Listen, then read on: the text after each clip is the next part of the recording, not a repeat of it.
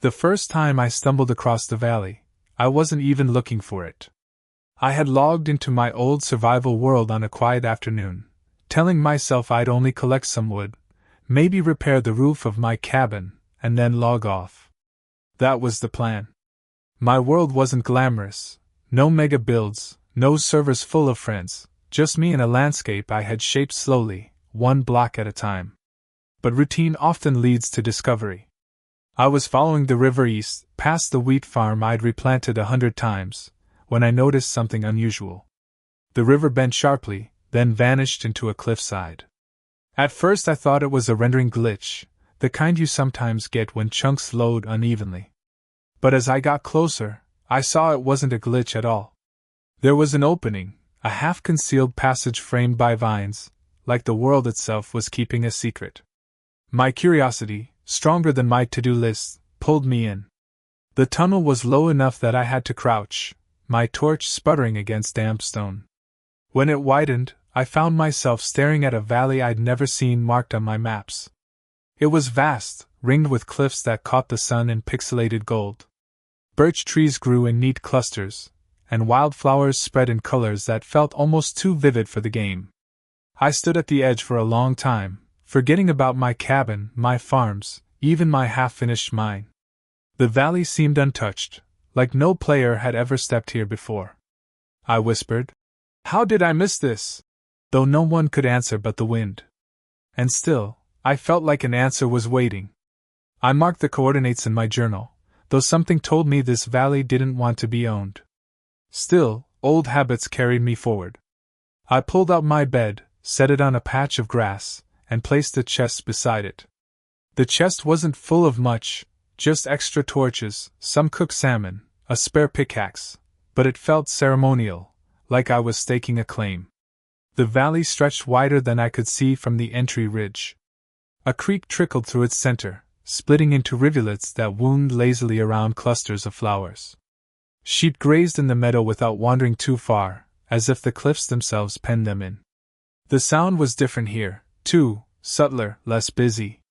Even the music that usually drifted through my world seemed to quiet, as though respecting the hush. I wandered until the sun dropped low, painting the cliffs in amber. I built a tiny tower of cobblestone on a rise, not for defense, but as a marker. The blocky monument looked clumsy against the valley's grace, yet it reassured me I wasn't dreaming. When night fell, stars blinked into the square sky. I expected mobs to spawn, but for reasons I couldn't explain, the valley remained calm. No zombies groaned, no skeletons rattled. It was just me, torchlight, and a silence deeper than caves. I lay on my bed and stared upward. My cabin felt far away.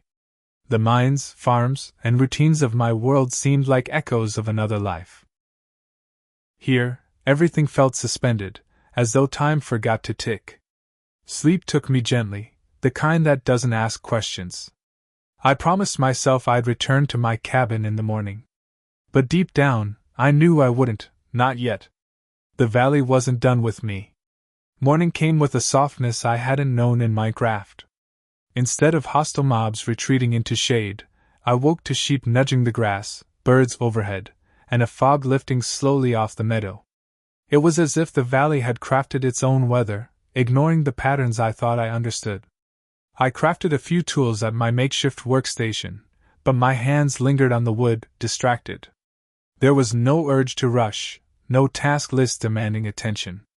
I'd always played this world like I had something to prove, better farms, stronger gear, bigger builds. But in this valley, ambition dulled into stillness. I followed the creek, curious where it disappeared. The water narrowed into a shallow trench and slid under a stone overhang. Ducking inside, I found a cavern painted in moss and glow lichen. Blue light shimmered across the walls, pooling into gentle reflections. I crouched, touching the water with my hand, even though it was only code. For a moment, it didn't feel like code. Deeper in, the cavern opened into a chamber with amethyst geodes scattered like stars. Their crystalline hum filled the air, not loud, but steady, like the valley's heartbeat. I tapped one, and the note rang out, joining the rhythm. I laughed under my breath. In all the hours I'd spent mining, I'd never found geodes arranged so carefully, so deliberately. I stayed until hunger reminded me I was still a player. Back in the meadow, I cooked fish over a campfire, listening to the crackle, breathing smoke and comfort. I thought of my cabin again, of the familiar chest stuffed with iron, of the maps pinned to my walls. But I didn't move. My feet wanted roots here. And roots, I realized, were beginning to grow. By the third day in the valley, I had stopped counting. Back at my cabin, I measured time by projects: how many crops had matured, how many ores I'd smelted, how many blocks stacked into the next build. Here, the only measure was light on the cliffs and the shifting shade of flowers as clouds moved overhead. I decided to build a small shelter, though it felt almost insulting. The valley didn't need walls, didn't need defense. Still, I placed oak logs in a simple square and capped them with birch planks, leaving wide windows. Instead of crafting a door, I strung vines across the entrance. It wasn't protection, it was invitation. At night, I kept expecting danger. Every instinct told me to be cautious, to light more torches, to keep my sword close. Yet nothing ever came. The mobs seemed to respect the valley's boundaries. Even Endermen, who sometimes lurked in my forests, never appeared. It was like the valley had claimed a rulebook I'd never read. I slept easily, waking with no jolt of alarm, no sound of footsteps in the dark. Just peace. And it scared me a little, because peace in Minecraft is never free. That morning, I wandered to the far edge, where the cliffs rose sheer against the sky. I tried climbing, but the stone was too steep, the ledges too sparse. It was as if the valley wanted me to stay inside. Standing there, looking up at walls that locked me in, I felt both safe and trapped. My world outside still existed, my mines, my maps, my cabin. But it was starting to feel like a story I had outgrown. I kept telling myself I'd go back tomorrow. Tomorrow I'd return to the cabin, restock supplies, maybe bring materials to study the valley more properly. But tomorrow never arrived. Each morning, the meadow convinced me to stay a little longer. One day I built a garden, lining the creek with rows of carrots and potatoes. Another day I crafted benches out of stripped logs, setting them under the birch grove like a park no villager would ever visit. I even built a small stone arch over the creek, though I had no one to walk across it. It didn't matter. The work felt different here, not driven by survival or expansion, but by care. Blocks I placed seemed to belong, as though the valley accepted or rejected depending on my intent. When I built with gentleness, the structures looked natural. When I rushed, they looked wrong, and I found myself breaking them down without thinking. In the evenings, I'd sit on my bench and watch the square sun dip behind the cliffs. Shadows would crawl across the meadow, and fireflies, tiny flickers of light I hadn't seen elsewhere in my world, would dance above the flowers. They weren't part of the Minecraft I knew.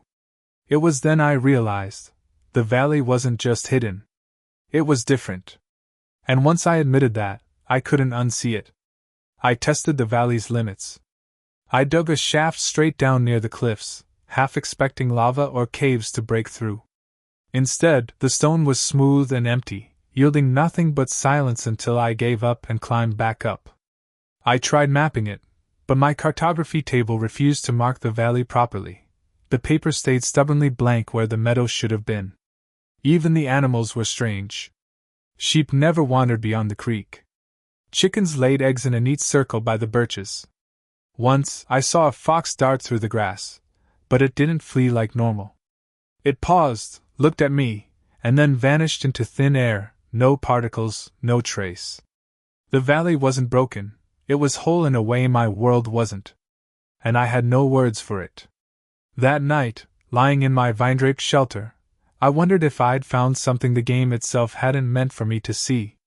Maybe it was code that slipped between versions. Maybe it was just luck. Or maybe, though I didn't say it aloud, it was a place meant to be hidden. I closed my eyes with a strange comfort in that thought. Hidden things don't ask to be explained. They ask to be kept.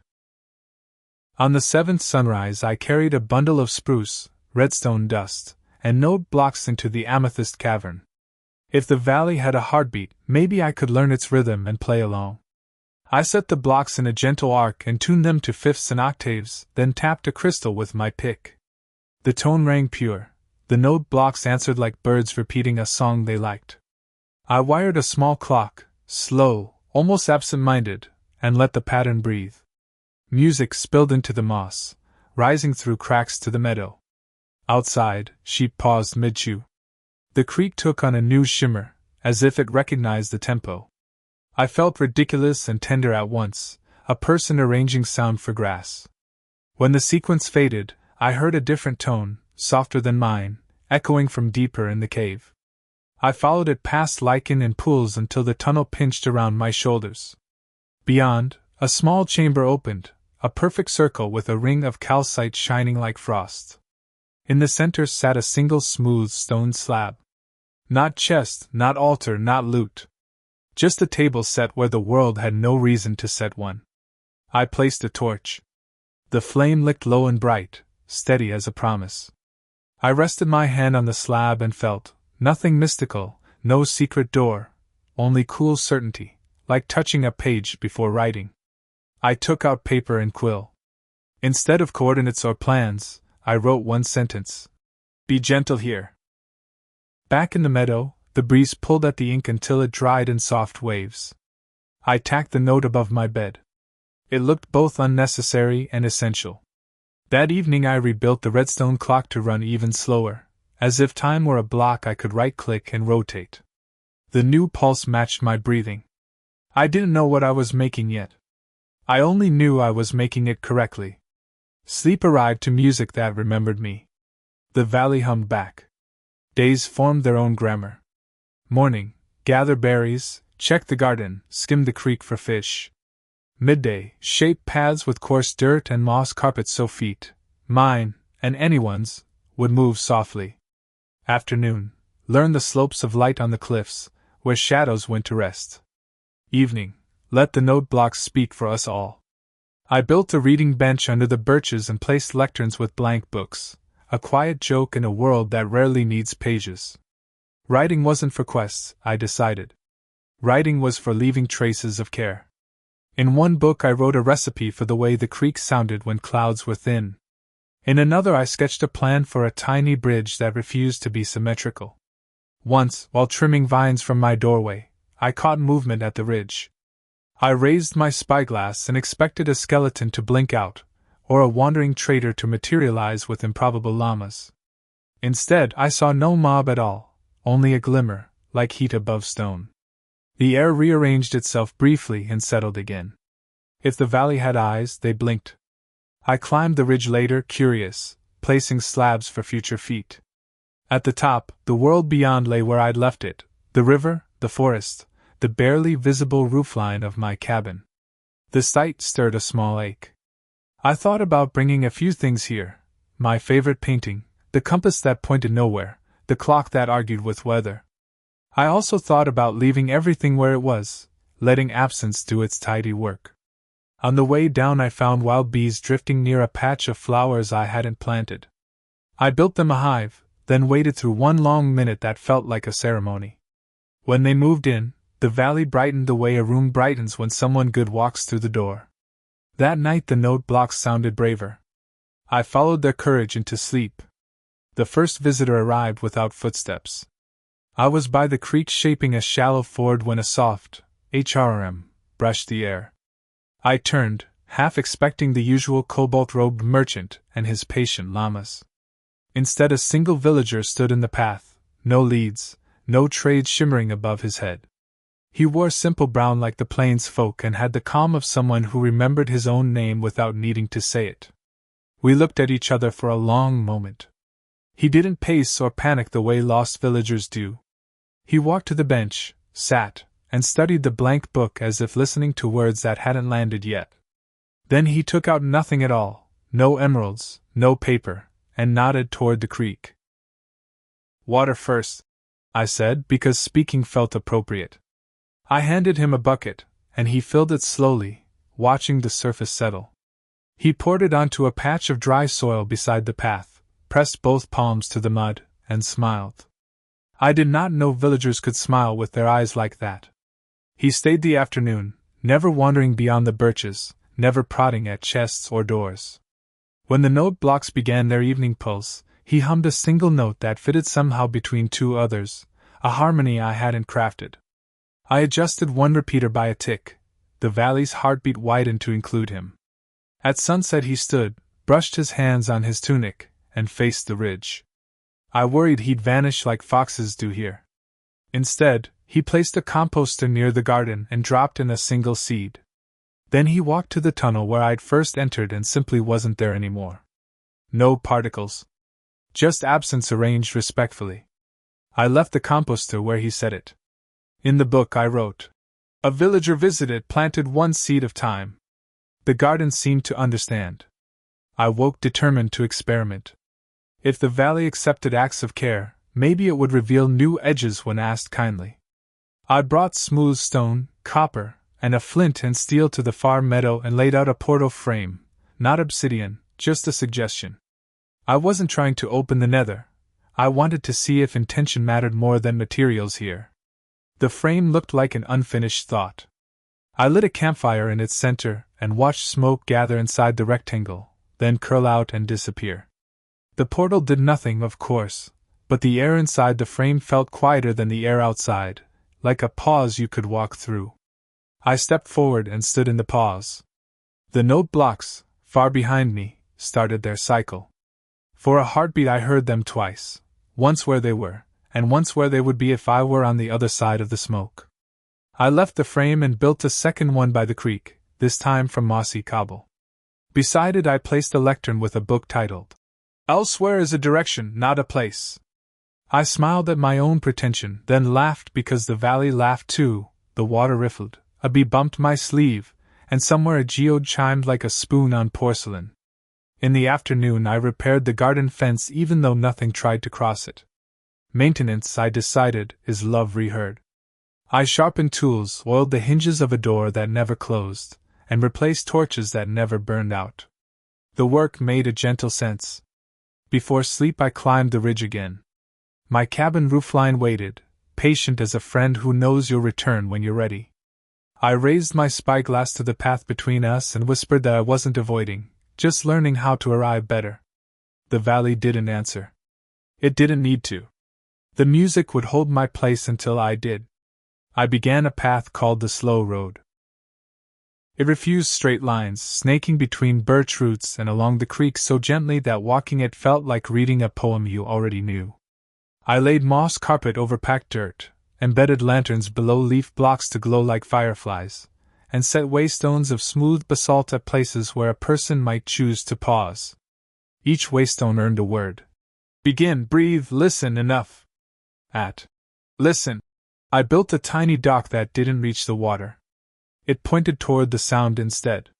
Sitting there, I could hear the creek speak different dialects, pebbled chatter, grassy whisper, shallow silver. I wrote each sound into a book and tucked the book into a barrel with nothing else inside. The emptiness made the words hum. The valley answered in materials rather than voices. A clump of clay appeared beneath the dock where I knew only sand had been. I lifted it, shaped bricks, and fired them at dusk. The bricks cooled to an easy rose, the color of things that forgive their own weight.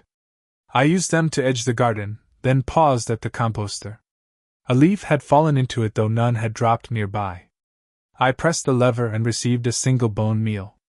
I fed it to a carrot and felt ridiculous for tearing up at one extra green blade. That night the note blocks returned to their original pattern without me touching a repeater. I sat on the grass and let the arpeggio move through my ribs. The villager's missing harmony hung like a chair left for a guest. I wondered if he would return, and if I would recognize him by more than sound. When I finally lay down, the slow road held its shape in my head like a map you carry not on paper but in the muscles of your feet. I drifted off with the word, enough, warming like a lantern behind closed eyes. The next morning, fog pressed low, and the valley wore its quiet like a shawl. I decided to build a minecart spur, not for speed but for conversation. Rails curled along the meadow's edge in a lazy oval. I powered only enough sections to keep a cart murmuring forward. Instead of loading chests, I set a lectern in the cart with a blank book and titled it Writer's Notes. If anyone, villager, fox, or future me, took a lap, they could scribble a sentence and send it on. On the first pass I wrote, "The world can be walked faster than it should be felt." The cart rolled away, wheels ticking like a second heartbeat. When it returned, a new sentence waited beneath mine. Even rivers practice. The handwriting wasn't mine, and the ink color had a hint of moss. I looked around, grinning like a conspirator with no idea who the other conspirator was. I added a bell at the station, a low, rounded chime, and tucked a single honeycomb into an item frame as a ticket. Bees approved with a patient orbit. The cart moved on, collecting the valley in small, looping glances. Each time it returned, the book carried another line. Paths listen back. Leave gaps for wind. Thanks for the bridge that refuses symmetry. The last one made me laugh out loud. At midday I followed the cart on foot, letting its rhythm lengthen my steps. The oval route brushed the birches, skimmed the creek, and climbed a gentle grade to a view of the ridge. From there I could just see my cabin's roof again, steady as a bookmark. I didn't feel pulled or guilty, only grateful that home could be more than one place. When evening came, I set the note blocks to whisper. The cart rested, the bell was still, and the book lay open on the lectern like a mouth forming a question it trusted me to answer tomorrow. I knew I should test the valley with absence. Care can cling and call itself devotion. So I spent a day doing nothing that showed. No builds, no edits, no rails, no words. I walked the slow road in bare hands and let my inventory feel like a pocket turned inside out. Without tasks, the ordinary took center stage. A sheep snagged wool on a low branch. I left the tuft where it caught, a small flag for wind. A fish surfaced and stitched one silver line across the creek. A bee body checked a daisy, then corrected course with comic dignity. Under the birches, two leaves traded places on the ground as if testing each other's view. I watched and tried not to narrate. The habit of naming everything is strong. The valley was teaching me to name less and notice more. Near midday I wandered to the amethyst chamber and simply sat. The crystals hummed at intervals that didn't line up with any redstone rhythm I knew. I matched my breathing to their pulse and thought about the player I had been, the checklist builder, the efficient miner, the hoarder of iron. He wasn't wrong. He wasn't gone. He was simply not in charge here. On my way back, I found the minecart's book closed. Something, had tucked a pressed cornflower between its pages. When I opened to the mark, I found a sentence written in a tidy hand. "You can't hold water open." I laughed, then winced at how much truth can weigh when it shows up kindly. That night I didn't light the note blocks. The valley made its own music, crickets performing tiny math, creek working on soft subtraction, grass rehearsing stillness.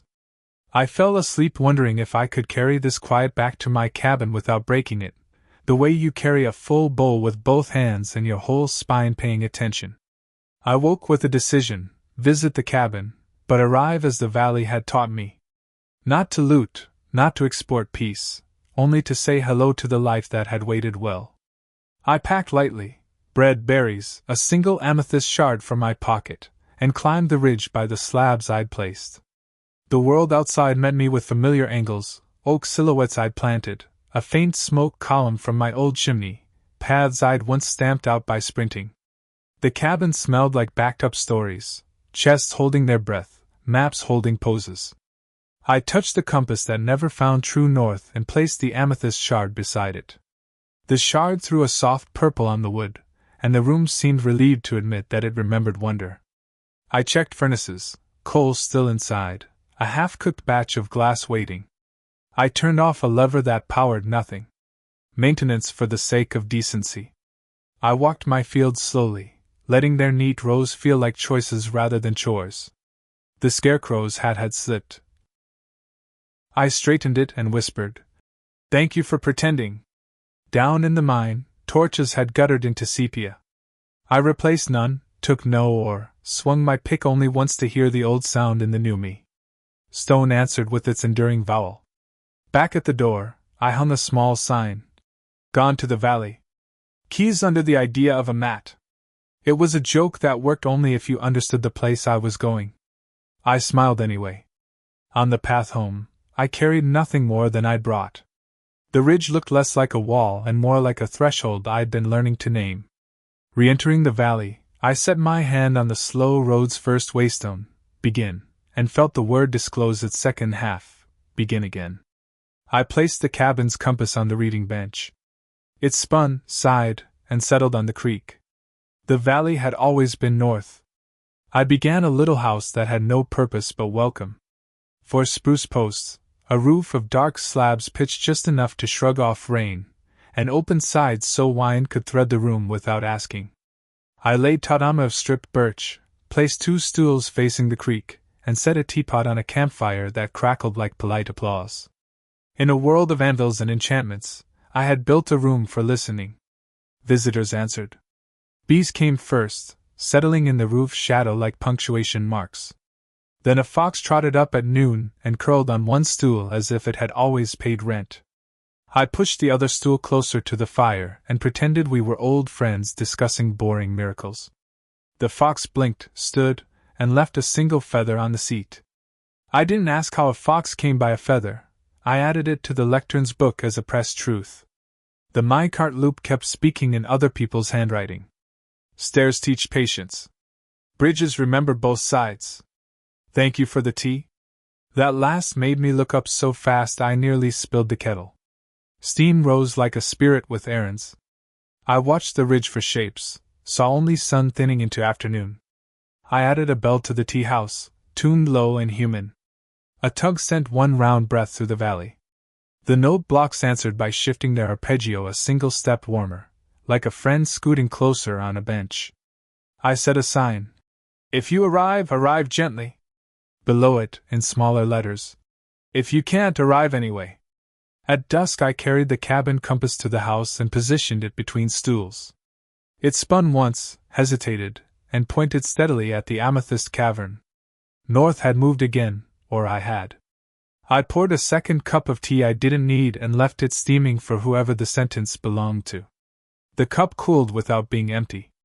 I took that as good news. The wandering trader finally appeared, but not like any I'd met. No leads, no unruly llamas yanked by invisible urgency. He walked the slow road at a pace that honored its name, turquoise robes dragging a whisper over the moss. When he reached, "Listen!" he stopped and did exactly that. I waited, hands empty on purpose. He opened his pack and showed nothing. Not empty space, nothing, like a shelf arranged with absence. Then he smiled and produced a single item, a banner pattern I didn't recognize, woven in threads that gleamed like packed snow at sunset. He set it beside the bell and nodded toward the tea house. Payment wasn't emeralds, it was hospitality. We sat. He drank his cup slowly, eyes traveling each edge of the roof as if measuring how care held weight. After, he stood, tied the banner pattern to the bell with a string of honey, and tugged once. The sound deepened. For a moment the cliffs answered, passing the note along their stone ribs. I thought of cathedrals and village squares and my cabin's small door that had never needed grandeur. The valley didn't become grand. It became clear. Before leaving, he laid 2 leads on the table, a gentle joke with no llamas attached, then pressed my palm around a die I'd never crafted, a pale, almost silver blue that felt like naming winter without making it colder. He bowed and walked toward the tunnel mouth. Halfway there he paused, turned, and tapped the minecart book with one finger. A new line wrote itself as he watched. "Trade your speed for a seat." He grinned and was gone. I hung the banner pattern above the lectern and dyed the tea house eaves with the winter blue. The color didn't shout, it clarified edges the way honesty does when it's kind. The bell took on a sheen I didn't polish. When night came, the note blocks didn't play. The bell did, once, without a hand. A low, round hello rolling all the way to morning. After the trader, I craved building something that could carry memory without trapping it. I laid out a gallery along the creek, nothing fancy, just fence posts and item frames hung at eye level, each frame empty. Above them, signs. "What you remember goes here." I crafted maps of small places, the tea-house roofline, the bend of the creek, the amethyst chamber's threshold, and filled the frames with those squares of remembered ground. The maps looked like a child's pocket collection, stones that mean more because a pocket chose them. The villager returned at noon, as quietly as mist. He didn't speak. Villagers rarely do more than sing their consonants. But he took a cart lap, rang the tea-house bell once, and stood before the frames. From his sleeve he drew a single oak sapling and placed it into an item frame as if frames had always wanted to hold growth. The sapling didn't wilt, it brightened. I, a person who has stacked diamonds and still felt poor, stood there feeling suddenly wealthy. We planted a line of saplings along the slow road, not in soldierly ranks but in a rhythm we clapped out with our feet. Between each, we set a lantern just below the leaf lines so night would learn to hover where people rest. He composted fallen leaves into a rhythm, pulling the lever like a metronome. When bone meal shook loose, he pointed to the last waystone, enough, and shrugged. Growth isn't a command. It's an allowance. At sunset he drew a square in the dirt with his toe, then erased one side and nodded at me. Leave a way out. I laughed, swept the square smooth with my boot, and rang the bell. He echoed the sound in his throat, HM, and the tone fit inside the valley like a bead slipped onto a waiting thread. When I looked up from the dirt, he was already standing in tomorrow, which is to say he was gone. The slow road held an extra shadow where he'd been, a reminder that some company lingers without overstaying. Weather finally remembered itself. A real storm shouldered over the ridge, clouds dragging hems of wet wool.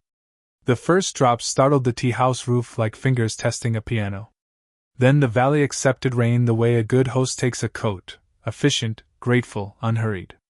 I opened the sides of the house wider, pulled the campfire to the threshold so smoke wouldn't sulk inside, and watched water rewrite the creek's grammar. My craft rain can be blunt, a cinematic overlay. Hear it articulated. Leaves spoke softly of weight. The birch bark slicked to silver. The moss darkened until it held starlight in daytime. I moved along paths checking for washouts, not because anything would break, but because attention is what you owe a place that trusts you. At the bridge that refused symmetry, I added a culvert of stairs beneath one bank and felt the water thank me by settling into a better sentence. The minecart rested. I pulled it under the tea-house eave and read the book while thunder rolled polite distances away. New lines had arrived. Let rain finish its thought. Shelter is a verb. Patience is the opposite of idle. I brewed more tea, watched steam rise to meet rain falling, and felt caught between two soft intentions that somehow agreed. When lightning finally cracked close, the amethyst cave answered with a choir of pings. I ran to check the chamber and found no damage, only crystals bright as if polished by thunder. On the slab table lay a small gift I hadn't left, a spyglass ringed with copper, its lens edged in that winter blue dye. I raised it to my eye and looked not outward but inward, down the tunnel, across the meadow, through rain that now read as blessing. Every distance shortened to something that could fit in a palm. By night the storm slid away, dragging silver over the ridge. The bell dried with one dignified drip. I touched the banner rope to feel its damp gratitude and set the spyglass on the lectern with the compass. Tomorrow, I decided, we'd build gutters for the sky. Morning found me measuring rain's path with stairs and slabs. I carved shallow gutters alongside the slow road so downpours could travel without bruising the moss. Where the path bent toward the birches, I set barrels half buried like listening bowls, each catching a different voice of water, plink, hush, patter, pour. I labeled them with signs that weren't instructions but invitations. Stay a moment, take a sip, name this sound.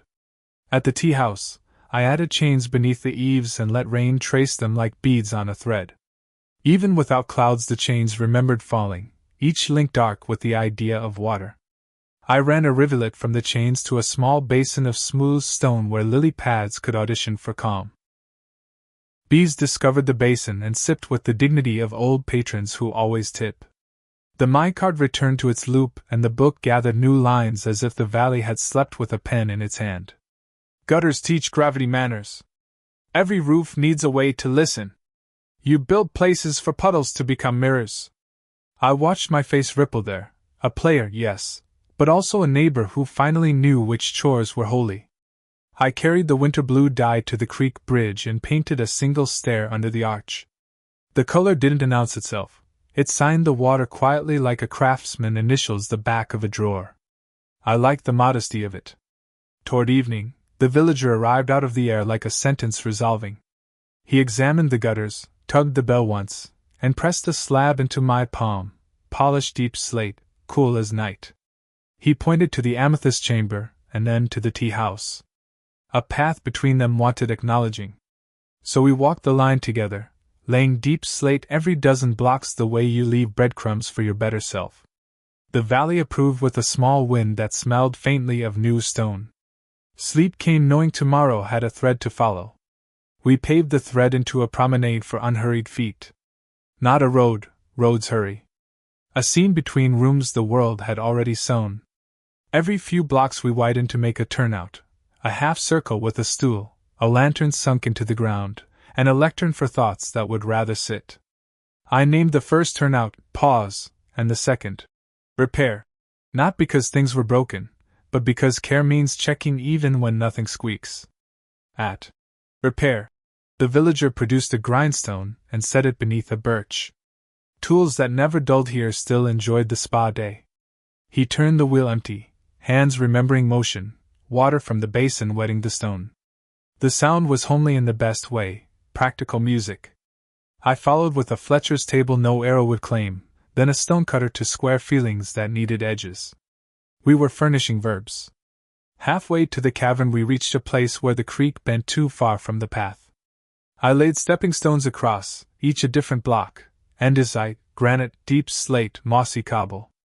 The mismatch looked right, like a choir that values timbre over uniform. The villager nodded and placed a flower pot on the center stone. Inside it? Nothing. The pot itself was the flower room made visible. At the chamber the amethyst sang its small polite choirs.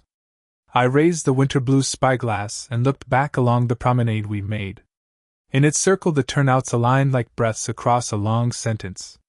The tea-house bell gave one distant, satisfied note as if punctuation had slid into place. When we walked home, dust braided itself through birch leaves. At Pause, the villager left a loaf of bread on the stool. At Repair, I set a spare brush for sweeping rain from lantern tops. At the tea-house we shared the bread and did not talk. Villagers have their consonants, I had mine. Silence conjugated kindness between us, and the valley did the translation. Night arrived with cricket arithmetic. Tomorrow would ask for a festival of small beginnings. We planned a festival that wouldn't crowd the air. No fireworks, no stages, just errands performed ceremonially. I posted signs along the promenade. Festival of maintenance, all welcome, nothing to buy. Underneath in tiny script I added, dress code, present. I set up stations, oiling hinges on the tea-house chest, replacing torches that refused to dim, sweeping the slow road with a leaf bundle instead of a broom because sound matters. Guests arrived as if the invitation had always been in them. 2 sheep wandered with ribbons of tall grass tucked behind their ears. Bees paraded in figure eights. The minecart wore a banner I hadn't crafted, the winter blue pattern tied between rails like a favorable wind. The villager came with a composted drum he played by tapping its rim, thup thup thup, a heartbeat that made work feel like dance. We moved from station to station. At the gutter chains, we poured buckets to watch the flow accept its lesson. At Repair, we turned the grindstone empty again, honoring tools by not needing them. At the amethyst chamber, we tuned the note blocks to a mode that left room between steps, then walked those rooms with dignity. Someone, no one, hung lanterns in the birches at a height that made even tall players look up. The minecart book filled with festival minutes. Swept the road with listening. Checked the hinges of quiet. Declared the bee a marshal. Beside the lectern, the fox left a second feather, as if editing for clarity. When afternoon leaned toward evening, we baked potatoes in the campfire ash and ate them with butter imagined so vividly it might as well have existed. Sunset arrived wearing its ceremonial gold. We rang the bell once for arrivals and once for departures, then once more for the parts of us that learned how to stay. When darkness found us, it behaved like a friend with good boundaries. We slept with lanterns dimmed to memory. Tomorrow, I promised the path, we'll archive the day without ending it. Archiving a day is less about boxes than about breathing. I began where breathe begins, the tea house doorway. On the inside post I carved a notch for every guest the valley had welcomed. Bees counted as one, sheep, generous creatures, counted themselves. The villager watched, nodded, and placed a spruce trapdoor flat against the floor under the bell. History, his eyes said. A hatch you can open to show the foundations, and close when weather turns opinionated. We made an index of places. I set signs along the promenade with discreet marks, barely visible unless you cared, a dot for stone, a dash for water, a tilde for wind. At the My Cart station I added a second lectern labeled Copies. Into it I handwrote the best lines from the traveling book, not to hoard them, but to give them more doors. The traveling book kept moving, lighter for having been shared. In the gallery, the empty frames began to feel less like shortage and more like welcome mats. I hung the winter blue banner pattern in one and tucked the fox's feathers into another. The sapling stayed where the villager had placed it, green with the confidence of future shade. I added a map of the gutters that looked comically proud in its tiny way, a blueprint for asking rain to be gentle. At midday, clouds rearranged themselves into that crispness rain sometimes leaves behind. The valley smelled like pennies and leaves. I sat at, listen, and tried to write the sound of not needing to prove anything. The sentence refused to end, good. I left it half-made on purpose. Before night, I returned to the amethyst slab and placed the deep slate marker the villager had given me. Not a monument, exactly, more like a comma in stone. I traced the edge with my thumb until the valley's hum matched my pulse. Walking back, I glanced at the ridge and felt a tug as gentle as a page turning. Home beyond the valley had not been erased, it had been underlined. Soon, I knew, I would need to cross back with this quiet balanced in both hands. But not yet. The bell breathed once. The road agreed. Morning stretched like a page still damp with ink. I brewed tea and set 2 cups, a habit that had become less lonely than it looked. The My Cart clicked awake and began its round, banner lifting in the light breeze. I walked beside it until, where I found something new, a small bundle wrapped in birch bark and tied with a thread of winter blue. Inside lay 3 things, an oak button, a rabbit hide, and a written note in the now familiar tidy hand. For closing, for warming, for saying. I laughed softly. Closing, warming, saying. Skills my old play style never taught. I fitted the button to the tea house trapdoor so it could open with a touch that didn't jar. I cut the hide into strips and wrapped the spyglass grip so winter wouldn't bite my palm during cold mornings that might come only in feeling. And the note? I slid it into the traveling book, a sentence about sentences. The villager arrived shortly after noon, hands behind his back like a polite mischief. He inspected the button, nodded approval, and placed a lantern on the trapdoor only to remove it again, demonstrating the idea of weight without burden. Then he walked to the gallery, considered the empty frames, and did the simplest thing. He stood between 2 of them, perfectly still, as if framing absence were also a craft. We added one last turnout between repair and the cavern. I named it Return, and for once I carved the letters large. On its lectern I wrote, When you go back, bring water, not proof. The villager tapped the word back, then drew an arrow that curved like a smile. Back is also forward, depending on where your feet learned listening. At dusk we rang the bell twice. The second note lingered longer, catching on the cliffs like fabric on a nail. I looked toward the ridge and felt a clean ache.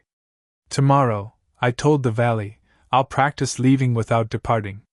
Practicing departure began with packing. I gathered not valuables but verbs. Into my inventory went a brush, a bucket, 3 lanterns, the winter blue dye, and the compass that had decided north was whatever listened. I left diamonds, iron, enchanted tools, the glittering alphabet of my old urgency, in the cabin chest where they could continue resting responsibly. I wrote goodbye notes that weren't goodbyes. On the tea house bench. I'll sit again. On the grindstone. Thank you for turning nothing into polish. On the gutter chains. Carry what falls. I tucked an amethyst shard under the trapdoor, not as treasure, but as ballast, proof that singing belongs beneath floors, too. The villager appeared with the chess boat, which felt like comedy and benediction. We carried it to the creek and nudged it into water that barely needed help. He pointed at the stern, then at me. I understood, let the valley row. We drifted past Waystones to listen, where I rang the bell with my fingertips so softly it sounded like a secret nod. Bees escorted us for a stretch, then bowed out like ushers who knew their job. At return, I stepped ashore and tied the boat to a fence post that had never been a dock until now. The villager placed a single carrot on the seat, lunch for either of us later, and touched the winter blue spyglass where it hung. His eyes asked, "Ready?" Mine answered, "Ready." We climbed the ridge together, a ritual I hadn't realized I craved. At the crest, the world beyond lay exactly itself, my cabin, my field, the forest, the river. No celestial drumroll, no fanfare. I felt the valley behind me like a hand on my back saying, "You don't owe me anything. Carry me, don't copy me." We descended the other side in companionable silence. The path to the cabin never looked so short. Inside the cabin, I didn't fix everything at once. I opened shutters so light could lean against old maps without feeling like a critique. I set the 3 lanterns where they'd be most needed but least loud. One by the chest, one at the door, one on the stair to the roof. I poured water into the empty cauldron and listened to the plunk approve the gesture. I walked the fields with gentler eyes. Instead of replanting immediately, I traced the beds with my boots, learning their bends. I moved one scarecrow 2 blocks left because wind said so. At the well, I tied the bucket rope with a knot the slow road had taught me. Then I stood very still and let the world decide if it wanted to meet me halfway. It did. The birds became interested. The path stopped performing pathness, and simply lay there trustworthy. Down in the mine I replaced a few torches, not for brightness, but for punctuation. A mine is a paragraph of stone, it reads better with breath marks. I swept the landing where gravel insisted on being itself and left it unsmoothed, a small museum of stubbornness. On a whim, I set a lectern at the first bend with a book titled, "If You've Come This Far, Rest." When I returned to the surface, the compass pointed toward the ridge, then reconsidered and pointed to the tea house. Then, gently, it settled on the cabin table itself. I grinned. North is a verb now. Night brought familiar sounds, zombies testing fences, skeletons practicing their percussion, but even they felt less like invasion and more like weather. I slept with the door barred and the window open, a contract between prudence and trust. In the morning, I'd carry a few gifts Valleyward, bread, glass panes, and a painting I'd once hung in pride and now loved on purpose. The villager's shadow outside my window flickered and was gone. I whispered thanks to the space he'd left for me to fill. Carrying gifts back made the ridge feel like a friendly checkpoint. The valley received me with its undramatic hush, the way an old friend opens the door before you knock because the floorboards told them you were on the porch. I set the glass panes along the tea house edge to catch morning light and return it in soft squares. The painting, 2 boats under an invented moon, went above the lectern. The bucket I hung upside down by the gutter chains, a reminder that a vessel's job is sometimes to drip itself empty. The MyCart book rolled in with a new hand. "Welcome back without leaving," I added below it. "Returning is also starting." The bell answered with a small smile of sound. We declared a new day of works that aren't work. I trimmed the bridge that refused symmetry by exactly nothing and then admired the restraint. I oiled the hinges on a door that still didn't exist. The villager placed snow layers under a birch though no snow had fallen. They didn't melt. Winter blue remembered itself without lowering the temperature. We built a low wall of moss 2 blocks long and stopped there because completion wasn't the goal, coherence was. At noon we carried the chest boat by hand from return to the Amethyst Cavern, laughing at the absurdity of portaging a thing that floats best when not carried. Inside, the slab wore its patient certainty. I set the painting on the stone for 1 minute. The geodes rang a chord I had never tuned. When I rehung the painting, its moon gleamed like it knew our cliffs personally. Before evening, I added one more frame to the gallery and left it dizzyingly, deliberately empty. A sign beneath read, "For what we forgot to love yet." The villager tapped the sign twice, a vote, and walked the slow road alone, leaving a shadow that fit the path like a well-made shoe. The day ended with the sound of everything holding where it belonged. I wanted to teach the valley one trick from outside, letters that find people. In the tea house I placed a barrel marked "Post," then crafted paper and quills and a stack of flower-stamped envelopes. The system was simple. You wrote to "Whoever needs this," dropped the letter in the barrel, and later found it somewhere appropriate, as if the valley had delivered meaning along the path of least resistance. I wrote the first, "To whoever is racing, here is a bench." I sealed it, placed it in the barrel, and went to sweep. Listen. When I returned, the envelope had vanished. At pause, the leaf bundle leaned against the stool with an extra ease, as if the letter had turned into posture. Encouraged, I wrote another. "To whoever is proving, permission to fail quietly and keep going." That one disappeared before I finished the wax stamp. I found it tucked under the grindstone, which grinned in its circular way. Others arrived. The villager wrote, "To the one who keeps arriving without their feet," and the envelope later reappeared in the middle of the bridge, teaching balance by location. The MyCard book contributed lines that read like postcards to time. "Wish you were here, you are." I laughed until my eyes thought about watering the moss. As the sun slanted, I composed a final letter and did not sign it. To me, when I forget, remember the gutters. The valley took it and returned it to the cabin later. I'd find it there tomorrow, I knew, lodged in the cauldron like a coin that buys attention. Twilight threaded the birches. The bell did its single evening breath. I thought about endings that aren't exits, and the quiet miracle of not needing to dramatize departure. 2 more sections of living, I promised myself, then 1 section of arriving somewhere sturdy enough to carry forward. I set down the quill and let my hands rest, the ink still drying on fingertips that smelled faintly of moss. Outside, the slow road glowed with lantern light, each flame like a syllable in a language I was only beginning to speak. I didn't need to chase tomorrow anymore. It would come, with or without proof. The valley had taught me that letters, like care, always find their way.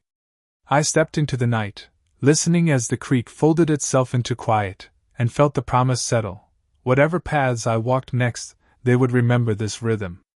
And that was enough.